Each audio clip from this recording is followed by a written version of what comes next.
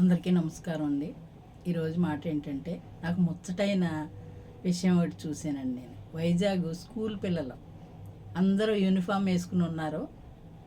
ఏ స్కూల్లో నాకు తెలియదు, కానీ స్కూల్ పిల్లలు అందరూ ఇప్పుడు వినాయక చవితి కదండి. వినాయక చవితికి పందిర్లు వేసి ఈ అడావిడి చేసి సాంగ్స్ కూడాను మామూలు సినిమా సాంగ్స్ అవి పెడుతున్నారు. భక్తి పాటలు పెట్టకుండాను. భక్తి పాటలు కదండి, మంచిగా పెట్టాలి. అవి మానేసి ఈ పెద్ద డీజే సౌండ్లు అవి పెట్టేసి మామూలుగా ఉండే పాటలు, ఈ డ్యాన్సుల పాటలు అవి పెడుతున్నారు.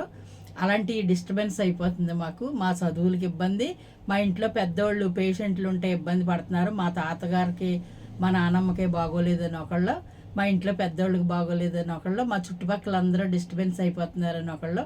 అలాగా ఒక 50 మంది దాకా ఉంటారండి పిల్లలు. వీళ్ళందరూ కంప్లైంట్ రాసి ఇచ్చారనమాట. అంటే ఏంటంటే వాళ్ళు ఏమంటున్నారు, చక్కగాను చీర కట్టుకుని పువ్వులు పెట్టుకుని అందంగా రెడీ అయ్యి, లేదంటే అక్కలు అనుకోండి వాళ్ళు మంచి బట్టలు కట్టుకుని గుడికొచ్చి వినాయకుడిని కొలుసుకోవచ్చు. పొద్దున్న లేచిన తర్వాత మంచి భక్తి పాటలు, వినాయకుడికి సంబంధించినయో వెంకటేశ్వర స్వామి ఏయో ఒకటి భక్తి పాటలు వేసి చక్కగా ఆహ్లాదంగా సౌండ్ తగ్గించి పెట్టుకుని వాళ్ళు ఎన్ని రోజులు చేసుకున్నా మాకు అభ్యంతరం ఉండదండి. ఇలా అయితే మేము భరించలేకపోతున్నాం. పైగానేమో చెవుల్లో పెట్టేసినట్టు పెద్ద పెద్ద సౌండ్స్ పెడుతున్నారు. ఆ పాటలు కూడా వరగరగా ఉంటున్నాయండి. మాకు ఇష్టం లేదు అలాగని చెప్పి కంప్లైంట్ ఇచ్చారండి పిల్లలందరూ. ఎంత పద్ధతిగా ఉన్నారో చూసారా పిల్లలు, ఎంత మెచ్యూరిటీ అయ్యారో. గుడికి వెళ్ళినా ఇలా వెళ్ళాలండి. మన సంస్కృతిని సాంప్రదాయాన్ని కాపాడుకోవాలి కదా. మనం హిందూ ధర్మంలో ఉండే దేవుణ్ణి పూజించుకోవటంలో మాకు ఎటువంటి అభ్యంతరం లేదు. మేము కూడా పూజలు చేస్తాం.